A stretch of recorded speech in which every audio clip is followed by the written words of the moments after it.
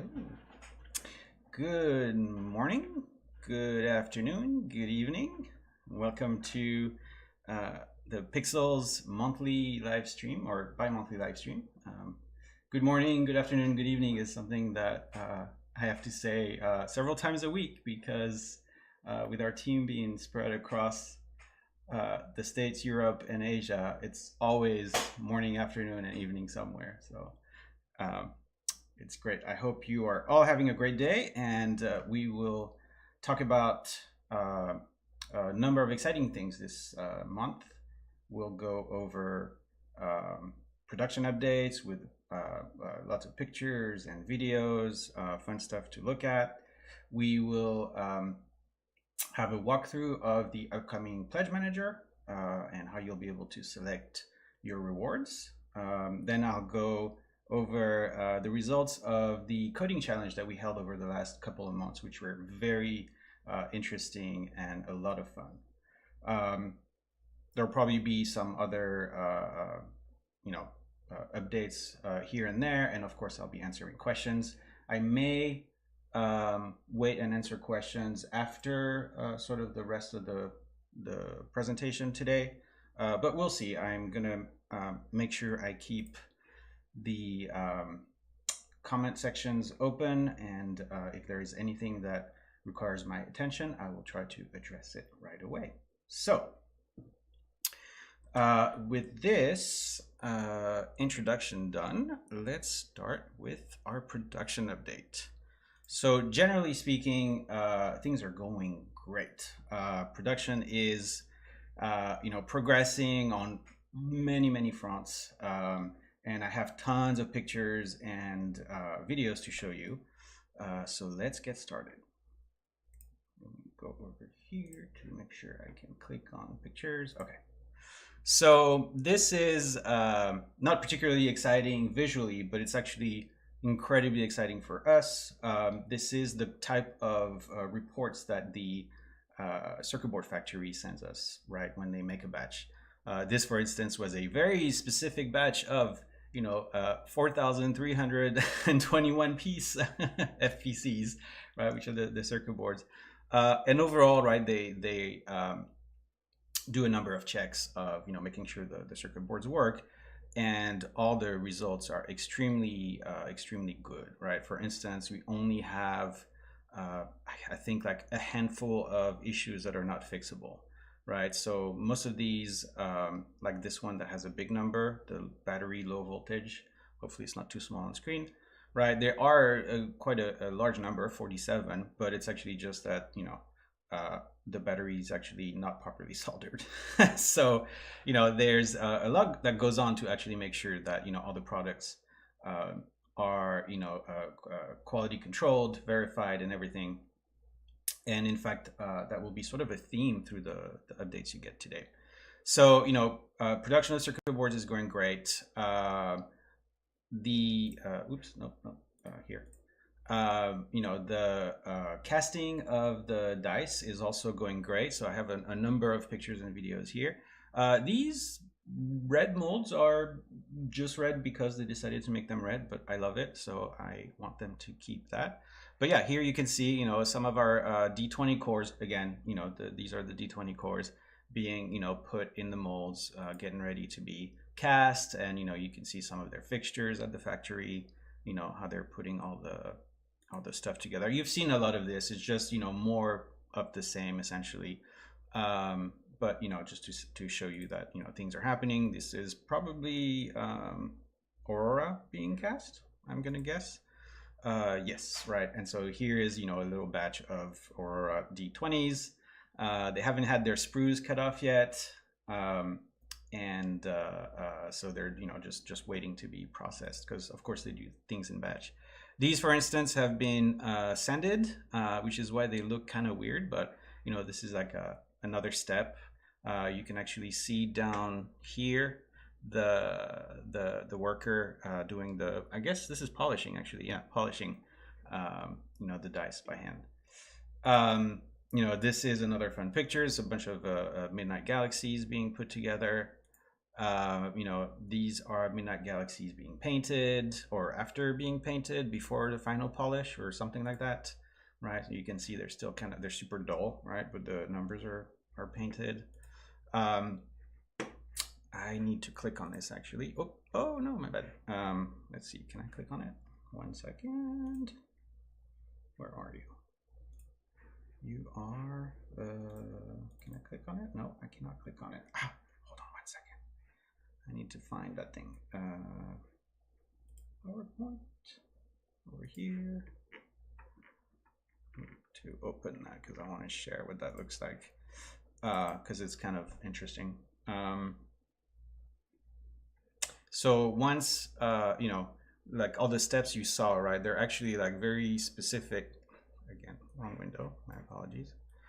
Very specific, and you know, they have like their own standard operating procedures that they've established for the dice, right? A bunch of instructions, all the things to do, the things to look out for, right? And in fact, that is precisely what these are, for instance, right? So the inspection, you know, notice that there was something wrong here. I'm not even sure what it is. I think it might be the painting maybe, or there's a spec, right? And but you can see like they put the dice, you know, aside after inspection.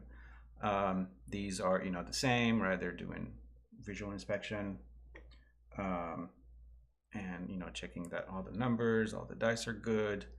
I don't know if the green arrow means good or if it's just a different bad. But yeah, you can see, you know, them comparing the different dice. And, you know, eventually they get, you know, they give us nice reports, right? Quality assurance reports. So for instance, this one, right, focusing on only the visual, you know, they can say like, this was what, a batch of 1,000. And they, you know, have 16 pieces where the paint wasn't good. They have 17 pieces where the one wasn't lasered correctly. You know, they have one piece where the one was engraved in the wrong orientation, you know, et cetera, right? And so most of those, the resin factory actually will just basically sand down the die and redo it to fix it. But it's just, you know, very exciting to see the attention to detail. Here's more, you know, details, for instance, of like, yeah, the one being lasered incorrectly, wrong position. This is them, you know, checking some onyx. Let me go to the next one. Here, this is them, you know, double checking the quality of the paint. And let me tell you, the paint they use for the numbers is so resistant. It's, yeah, it's like really, really strong.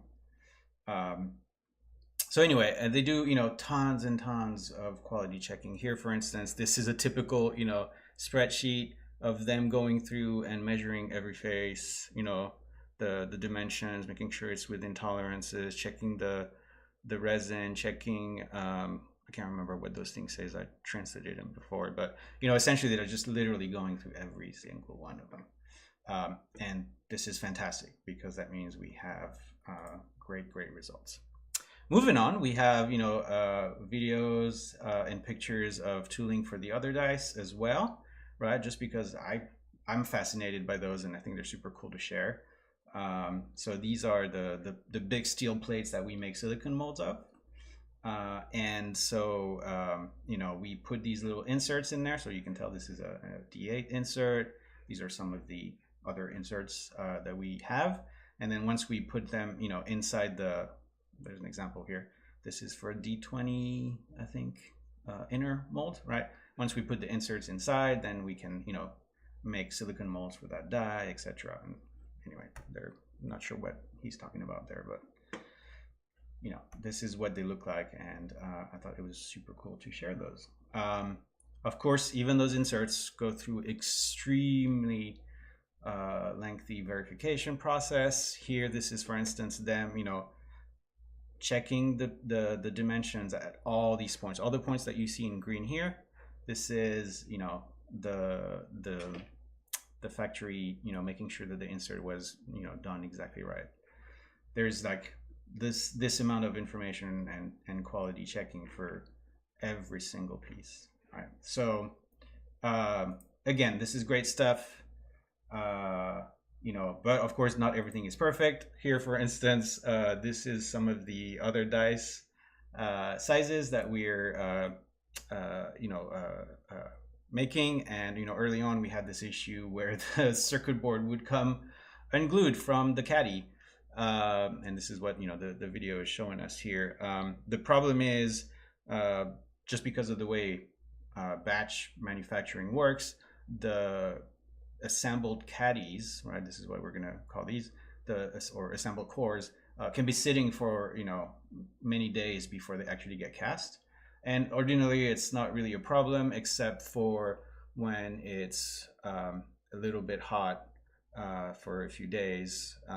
Electronics doesn't care, but the glue kind of softens a little bit maybe and comes off, right? So if you don't cast it right away, then this is a problem you can have. So we've had to work through this. We found a solution, and so, you know, this is not an issue anymore. But yeah, this is the kind of stuff that we have to work through. That only happens, you know, once you're in a factory setting, really.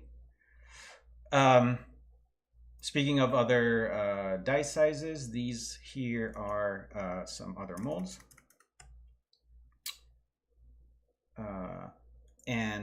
Yeah, so they look different than the red ones you saw, right? Because they're more recent, and you know, in between when we made the first ones and these, you know, the design evolved a little bit. Details don't really matter, right? What's important is that they work really well, you know, and we can make them efficiently. And in fact, here, this is the resin factory stress testing the molds, right, to see how many pulls we can get out of every mold. So these are just, you know, empty castings, right? But they're just cranking them out as fast as possible to see, like, at what point do the numbers start to tear, or, you know, what's the percentage of bubbles that we get? Do we need to, you know, et cetera, et cetera, et cetera. Tons and tons of work, you know, to do these kinds of things. You know, eventually, you know, of course, we have dice, and you'll see we have all the dice to show you later. But, you know, this is like them double checking a couple dice at the factory, you know, clear so they can see everything inside in this case. And, you know, everything looks good. So let me show you, for instance, another piece of interesting data. So let me go there.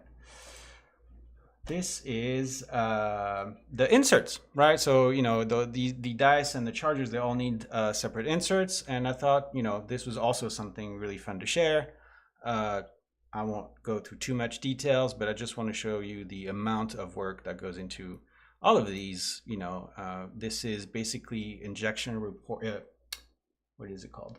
Design for manufacturing analysis, right? So this is where, you know, the factory figures out how they're going to literally, you know, injection mold these pieces and make sure that they actually will work, and, you know, that there is no issue with like thickness or texture or, you know, all these things, you know, and they do this for everything. So this is very important. It's part of the process, part of why it takes, you know, everything takes a long time, but eventually, you know, we have, you know, all the pieces that we need. In fact, if I show you, yeah, this next part, right, this is them now checking, you know, precisely checking the, you know, the dimensions of every single insert, you know, making sure that everything is, oh, we're missing the link. Oh, well, that's okay. Making sure that everything is, you know, the way it should be. And in fact, once again, I'm going to share a giant spreadsheet where they take 1 million measurements to verify, right? And they do this for every single piece of every single insert, right? So that they're qualified, so that, you know, we have the products that we want in the end. Apologies, I'm, you know, kind of running through those just because I don't want to also bore you to death, but it's super interesting. One final thing that I find is fun here, you know, painting the lids. for the cases, right? So we are gonna paint the lids of the cases. You may have seen some of those. You probably will see in the product pictures or not, or I don't know. But anyway, we're not painting them red. This was just a test. But I really just like the machine they're using. It's like looks kind of like lots of fun. When I paint lids, oh, we probably don't want to share other people's product. Apologies. I didn't look at that. Yeah, the factory that makes those, they make dice from other people as well. But yeah, when I paint my lids, I just go put a bunch of paint and then rub it off and all that. Yeah, they have a machine that's a tool that's so accurate they barely have any cleanup to do, which I think is fantastic. So that's kind of the updates in production. We have a few more that are not particularly exciting, like the large charging case. Things are happening. Packaging boxes, gift boxes, manuals, all these things. We're keeping some of those, for you to discover as you get your dice. But everything is going really well. And in fact, next month I'll be probably, I don't know if I'll be doing a video from there. I'm not sure, but I'll be in China again, overseeing some of the deliveries to the fulfillment partner. So with that intro done, let me just take one first break to answer questions, and then I'll move on to the next section. So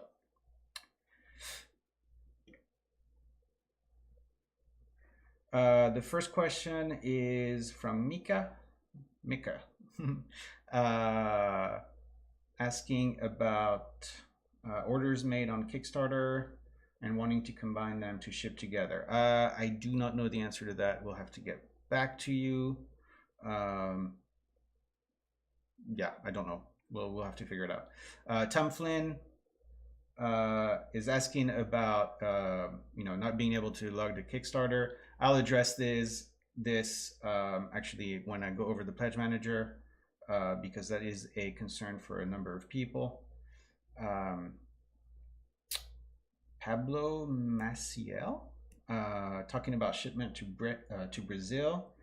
Oh God, that's a good question. I do not know either. That one might take a longer time to answer. So sorry for skipping your question. As we saw it, but we will try to answer you as soon as possible. Devin J is asking, is there a list of currently planned features for the app? The main thing I'm wondering is if I need to roll 10d6 and I only have 4d6, can I pick those up and roll all 4 3 times and just have it keep total the first 10? It may not be a feature of the Pixels app because the Pixels app isn't really a game platform. However, I believe it is already a feature of, for instance, the Foundry integration. So if you need to roll multiple dice that are the same, you can just re-roll the same die multiple times. And so the short answer is I believe you will be able to do what you're looking for, but it may not necessarily be in the app itself. This is something I've talked about before. Starting to implement like role-specific role-specific rules or game-specific rules of like, I want to be able to take the top 2 of the this and that, but only if it's above 3 or etc. It starts to go down a path that maybe we don't want the official Pixels app to handle, but instead have like separate player sheets or things like that to handle instead. So will it be possible? 100%. Where it will happen, I don't know, but it will be possible. Let's see. Wilgrim on Twitch. Question: with all these changes to the manufacturing, has randomness checking been repeated to make sure that the new process don't impact randomness? Very good question. You will be able to check for yourself, actually, right? Because all the dice will store all their results. Hopefully, you know, perfect randomness is not what you're looking for, because they will never be, the dice will never be perfect. It's just, you know, they're good enough for a regular game, but if you need perfect distributions, you know, look elsewhere. Even when we did the initial, you know, like 10,000 roll or 20,000 roll, I can't remember, check, you know, even then, according to metrics, it was, you know, above average, and yet there was still like more than 10% difference between, you know, some numbers. So it's really difficult, right, to get perfect. We're not interested in it. We just want to get close. That being said, we have a new and updated rolling tester thing that we're putting together, so we can, you know, give you a more quantitative answer. AIM 2333 question in Pledge Manager: will we be able to upgrade our order? Yes, in fact, Pledge Manager is the next section. So let me actually switch over to that. 1 second. Pledge Manager. So, oh yes, actually I forgot. I'll return that to that after the Pledge Manager, because it's fun. So let's do the walkthrough of the Pledge Manager. Okay, let me open the website. So let me start. When we open the Pledge Manager, you will all receive emails, messages, probably, I don't know, a combination of both, through Kickstarter, to tell you to go and you know, fulfill your pledges, and how to access the Pledge Manager, etc. Essentially, it will take you to a page that I'm not showing here yet, to create your account and verify that, you know, this is your Kickstarter, the same as your Kickstarter. The way we do this is through verifying your email, and so it will be important that you use the same email address that you used on Kickstarter to, you know, sign in and create your account on the Pixels website. This is you know, something that we are actively working on, especially for the number of people that maybe signed up through Kickstarter with their Apple, whatever it's called, the hide my email feature from Apple, that don't necessarily know what the registered email address in Kickstarter is. And so we'll make sure to, you know, address those as much as we can. But if you can, right now, log into your Kickstarter account, make sure that the email address that you have there is something that you can access. It will make everybody's life easier when we start sending out those notifications for you to, you know, come and use the Pledge Manager. So, but assuming, you know, that is sorted out, you are able to get that email address and verify that it's yours, so that we can verify that you are the Kickstarter backer that you say you are. Then you will, you know, have an account, and you will end up on the next screen. But here I'm just going to log in to show you what the Pledge Manager looks like. So this is the Pixels website, the new Pixels website that you can't access yet. It's on a development server for the moment. So sometimes the loading times are not, you know, fantastic, but it's, you know, got a ton of new features, going over the different dice, the products, you know, what you can do with them, you know, links to all the community and resources that you need. And of course, a store for you to get more pixels. But we'll start with the Kickstarter Pledge Manager flow. So as I log in here and say, what was the I think that was it, right? Pixels are awesome. Yes, that was the password. So assuming you you create an account, it will directly take you to this screen that I'm going to now. This is the welcome screen for pledge management. And on the back end, we pull all your information from Kickstarter, and all your rewards, the amount you pledged for, etc. And this is the email address, among other things, is what we use to verify your account. It does mean you have to create an account on yet another website, ours in this case. We think it's okay because whichever pledge manager we had used, you would have to do the same. And we're hoping that in the future, when we start offering sort of like cloud and community features for the app, and using your dice, then you'll need an account anyway. So we're hoping you guys won't be too annoyed by that. But in any case, so once you get here into this welcome page, it will summarize the backing information that we imported for you from Kickstarter, including your number, the dollar amount, the type of reward that you selected, and if you had any add-ons or any additional amount. And essentially we translate that into what it means here, right, in concrete terms. So for instance, here I backed at 1 set plus 1 die level, but I added 2 add-ons, which are 2 dice.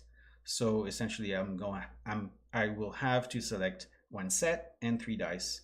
And I also have a store credit of $50 because I just added a bonus pledge for some reason. You notice there's 2 options. The first is to select your reward items. The second is to convert to a store credit. So if for some reason you no longer want 1 set and 3 dice, you can just turn your pledge to a store credit. But be aware that the prices on the store will not be the same as the prices you had during the campaign. So if you convert to store credit, you won't quite have the same purchasing power as you did during the campaign. Another note with the convert pledge to store credit is that you also cannot go back, right? Once you convert, you just have a store credit with us and you can't really change your mind. So we'll make sure to give you extra confirmation and etc., but essentially know that. So but here I'm going to select my rewards. So I click on the redeem button. And like I said, development server, so things are a little slow, but there we are. It's a flow that follows, this sort of similar rules to most pledge managers, where you select your reward items one at a time, right? So I have 1 set and 3 dice, right? So I will select sets 1, 2, and then dice 1, 2, 3, right? And then I'll confirm my selection. And then for each item, you can set the specific variant. So for instance, here, maybe I want the RPG set in Midnight Galaxy, or like, no, I want Aurora. I don't know, maybe I want the, initiative set in Aurora Sky or something, right? Like you'll be able to make your selection. You can get more pictures, of course, and continue your selection. Same thing with the dice. So essentially you select which color you want, which variant, which combination you want, and just click next. And you just go through the flow. It's very straightforward. Let's say I want or a D12, maybe I want a clear, I don't know, D20, no, D8, there we go. And then you get to confirm your selection. Very straightforward. You can change your mind at any time, go back, it's like, oh, maybe I didn't want a D12 here, I wanted another D8, or another pipped, or I don't know, maybe a D4, nah, I want it pipped, right? And you confirm, and this one's already selected, so I can just go over here, confirm your selection, go through the flow, very easy, and then it will confirm that all your selection has been made. There we go, it says everything was added. And then of course we can select some more stuff. Selecting more stuff looks a lot like a store, wink wink, where you can basically pick from all the different items that we offer, as add-ons, and then later as regular for sale items for non-backers. The prices again are not going to be these are the Kickstarter prices. They will change, right? So just be aware of that. But this is basically where you could say, I don't know, maybe I want the Onyx Black D20. I'll add it to my cart, and now it's in my cart, right? So at that point, if I go to my cart, I can see that all my reward items were added, and they are worth, they are costing me 0 because of course that was a pledge reward. The last item that I added wasn't, because it was an additional item. So if you wanted to upgrade your pledge, essentially this is how you will do it. And then of course you'll be able to select shipping. These rates are incorrect. This is, I do not live in California, so but we're finishing to put this together, and this is why it's not open quite yet. But anyway, if you change your mind at this point, you can in fact, let's say for instance, remove an item here, or you can even change your mind and clear the entire reward items. You can always go back through the reward flow from your profile page at this point, right? Click on this redeem button, and then you can basically go back through, right? Until you've actually checked out, right? You can sort of always go back, except if you convert to store credit. After this, obviously, we have a fun website for you to use with, lots of features, going over all the different parts of, the dice, so you can see, why you should get pixels or where you should get more. Anyway, I think that covers most of that. So let me see if there are any questions related to this, and then I will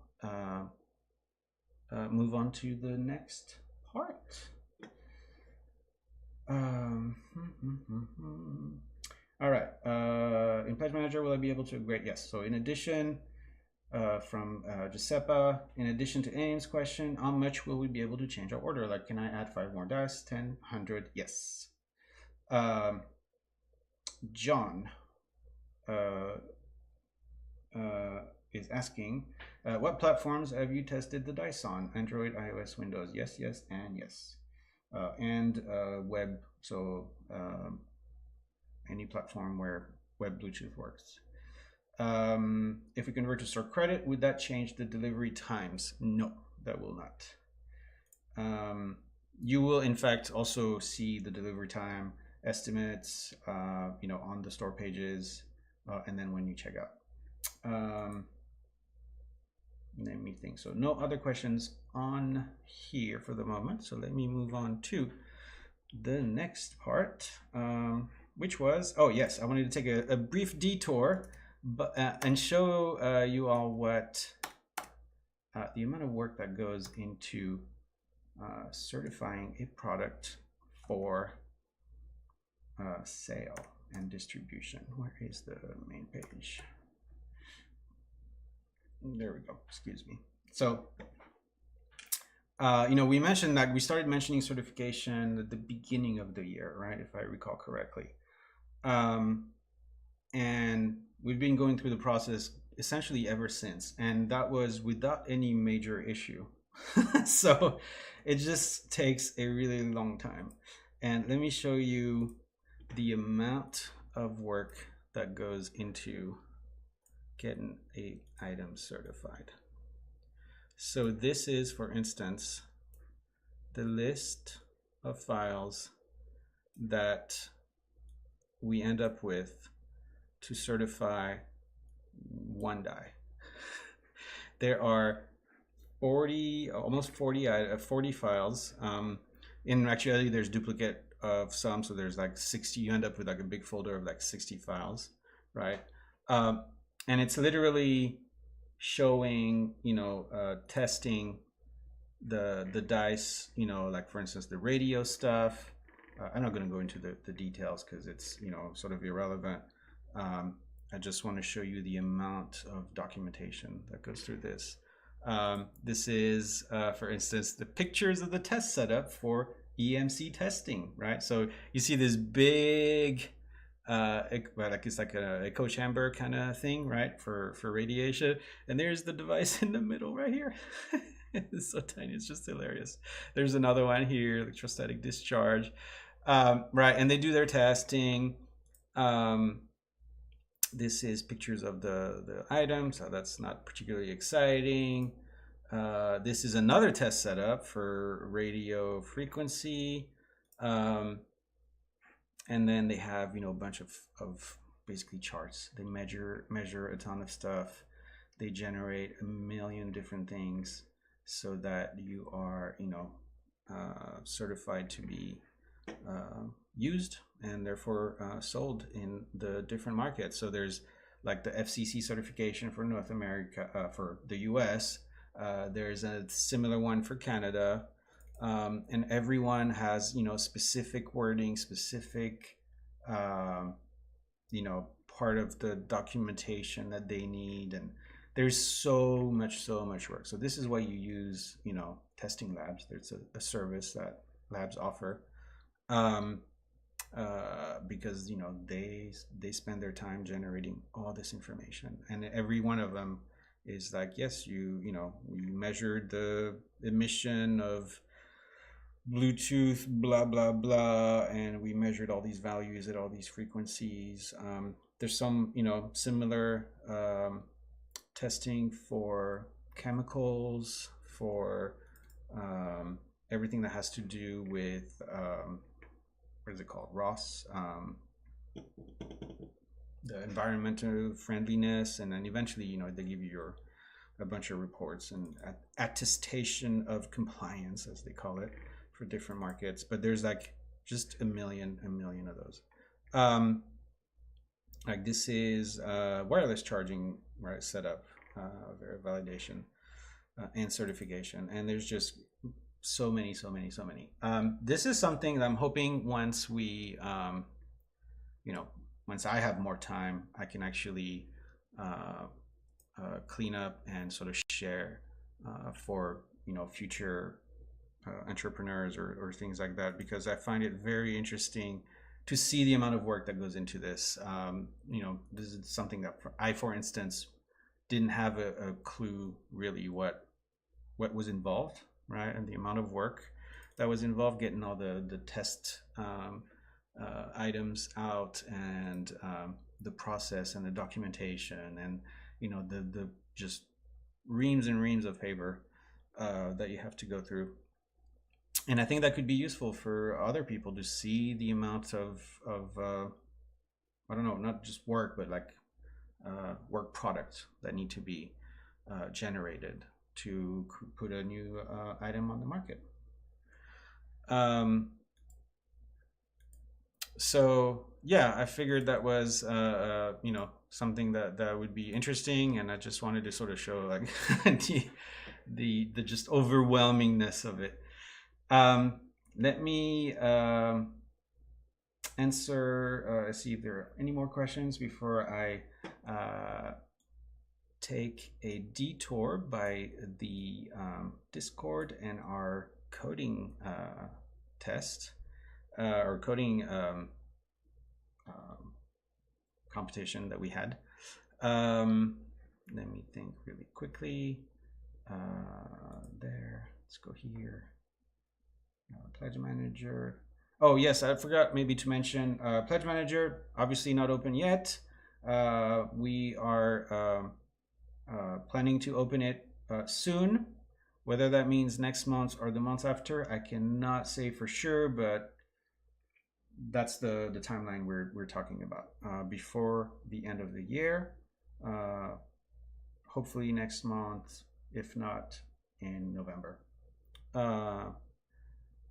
Things are lining up pretty well, so we're very optimistic, and as you might have noticed, things are moving faster as we go, as we get closer, so that's exciting. and but I can't be more specific than that. You will know. We'll send many messages, through the Kickstarter, uh, messaging system, update system. We'll send emails directly if we can. We'll do everything we can to make sure that you are aware when the pledge manager opens, with plenty of advance time, and also so you have plenty of time before we open for late backer pre-orders, essentially. So I think that covers that. So I can now move on to the coding challenge, which was so much fun. So a little bit of introduction. When I may have talked about it in some stream prior, or at least or something like that. But a few months ago, I decided to put it up to the Discord community mostly, to see if they could improve the roll detection on the dice. So I may have covered it before, I can't remember, so I'll just go over it very quickly. If you want more information, feel free to join our Discord. There is an entire, hold on 1 second. Let me see if I can. Yes, let me put this together. Collapse, collapse, collapse, and collapse, collapse, collapse. Okay, cool. I will share my Discord screen. All right. If you are, if you're curious, let me see. Can I zoom in? No. Control plus. There we go.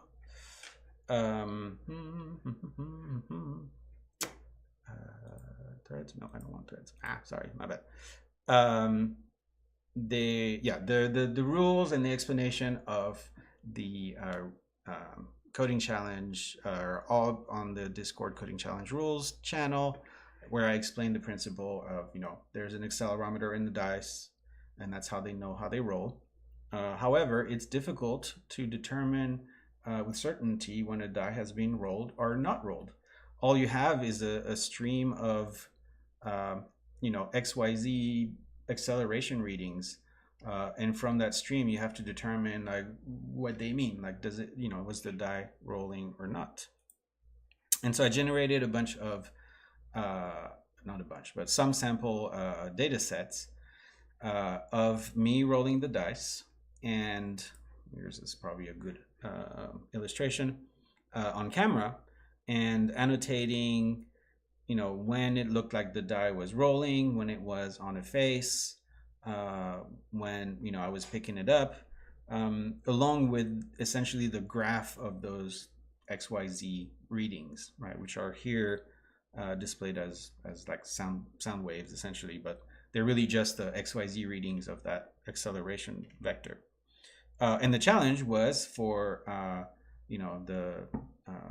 any entrant to the coding challenge was to see if they could detect when a roll was happened, and if they could do a better job than the code that is already on the dice. And this was fascinating. I had about 5-6 entries, I can't remember, and they were all so incredibly different in their approach and language and their presentation and documentation, that they were super fascinating. So more details that I explained, but then essentially, hey, it's Jean. Whoa, hold on. And then essentially,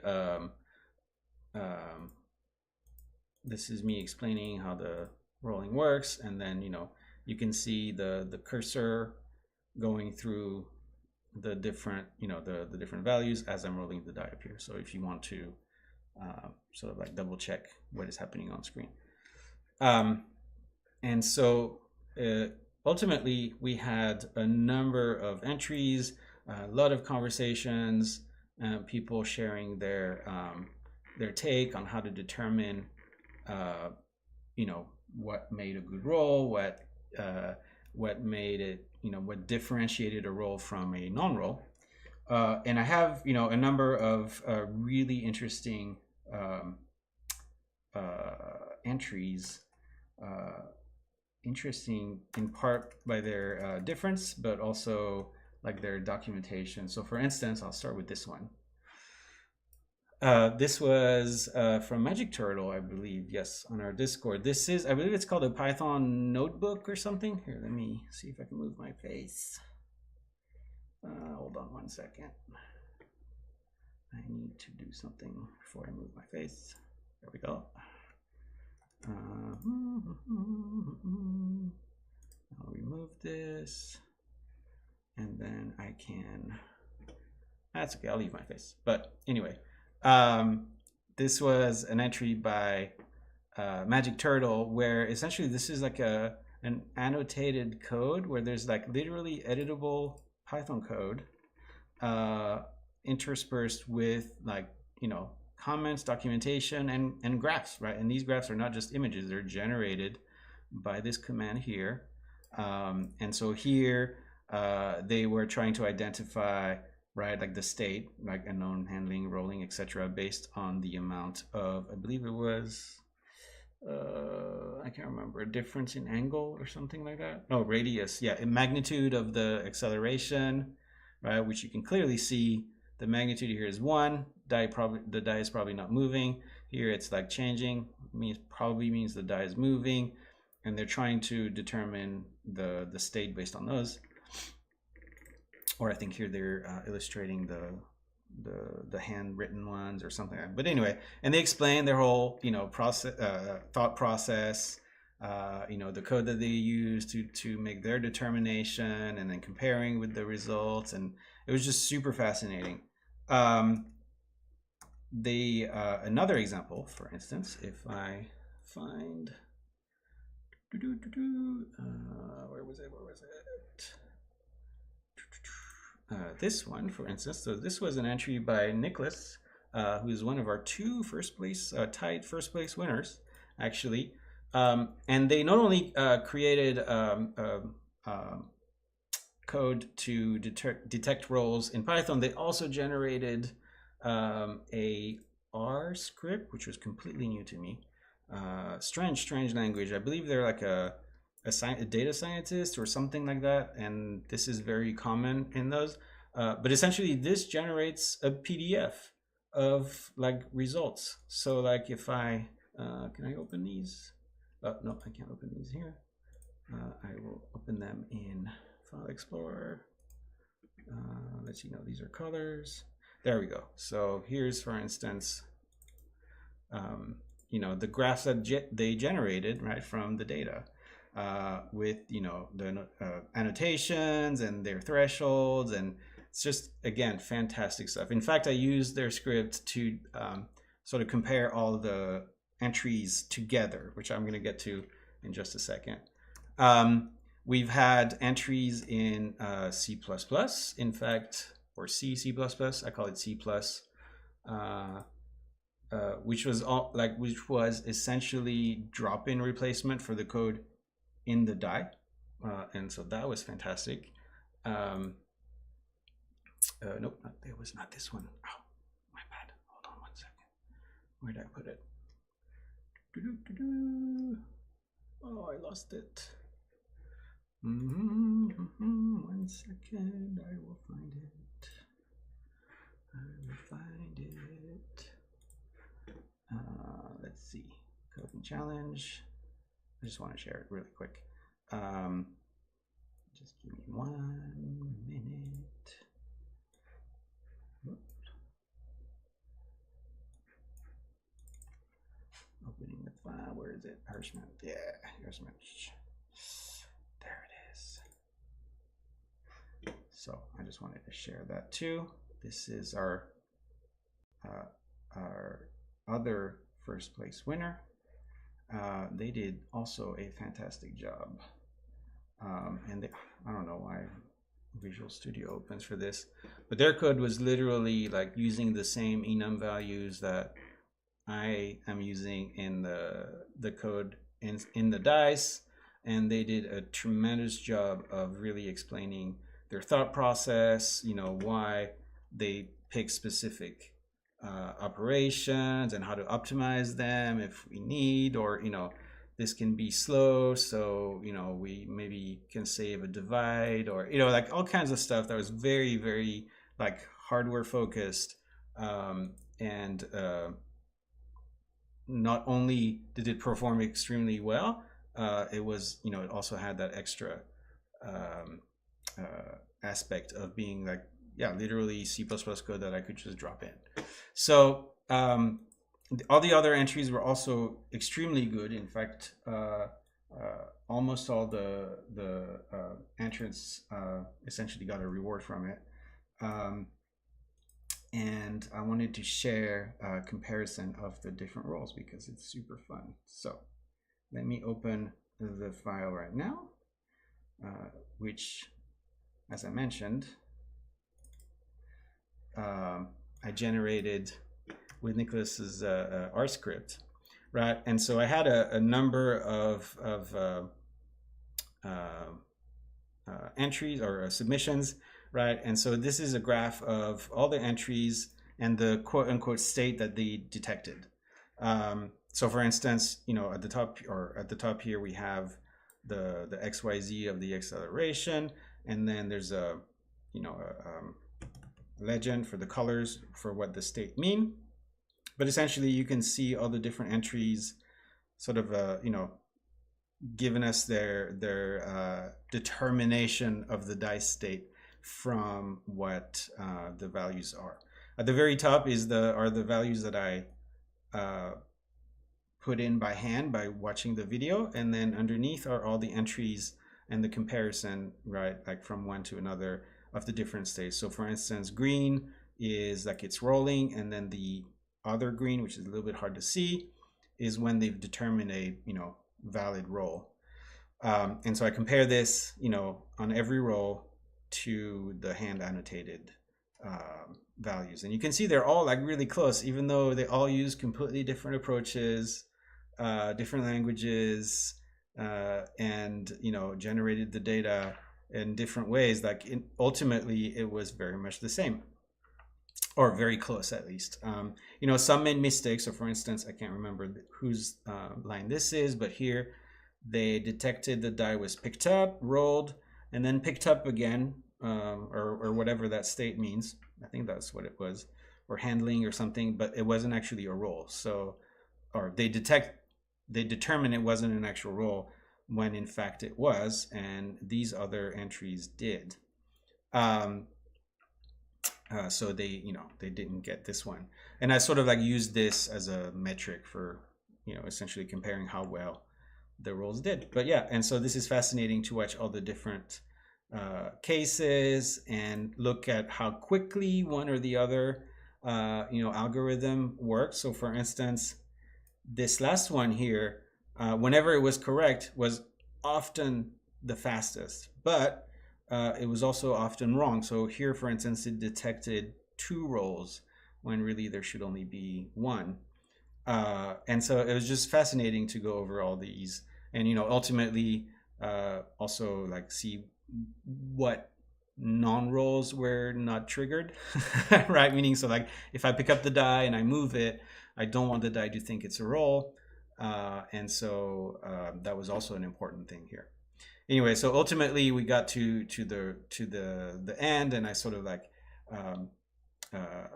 compared the number of incorrect determinations they made, and also compared with the existing code. And you can see, for instance, like our 2 winners did better than the existing code, which is this line here, and all the entries did better in terms of speed. And it's true because I looking at the code that I wrote, there's sort of a filtering that happens that obviously isn't necessary, that kind of delays everything. And so now, thanks to our Discord community and people who were willing to spend their time on this coding challenge, I will be able to improve the quality of the roll detection in the dice. This is fantastic, and so I am really, really happy, and I want to say thank you to all of them again, and congratulations. So on this note, I'll go over a few more questions again, and see if there is anything else for me to mention. So, whoops, let me put this back over here and answer questions if I can. So 1 second, let me see, go back to my question log. Live stream questions. Okay, so I don't see any more questions. I'll probably give it another few minutes to see if any come in late, and then I will probably end this stream. Let's see. So let me share pictures again, just because they were fun while I wait. Whoops. For a few more questions. Where's the, oh, there you are. What? Fun questions. There we go. Yeah. So again, I love this red. I don't know why. It's also nice to see all the fixtures, you know, improving, getting more together, etc. It's just fantastic. Very, very happy. I know you're all probably tired of seeing D20s all the time. Don't worry. Let me think if there is anything else. Any questions? Otherwise, I'm going to end it here. Let me check in really quick. Oh, wrong. No, I did not want this. Oh, sorry. I will tell you what, we have to use Teams internally for communication because, you know, all Google products and Slack are kind of blocked in China, and oh God, I miss it so much. Teams is not great. Anyway, so anybody else out there who's also suffering because of Microsoft Teams, anyway, all right. Well, on this note, I am going to say thank you all for joining the live stream. If you have any more questions, feel free to join our Discord and ask your questions there. Look for some more fun challenges coming up. I am thinking about a new non-coding challenge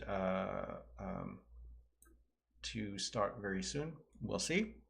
I will be again traveling next month, early next month. I'll probably spend most of October in China. So the next update, you'll probably see pictures of me in factories or something.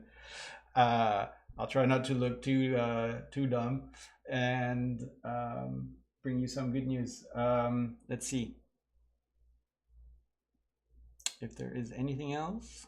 Otherwise, I think that's the update. Yeah, Pledge Manager, again, you know, aiming for next month, or if for whatever reason something happens, you know, November, but things are looking good. And I believe that's it. Again, thank you for watching, and we'll see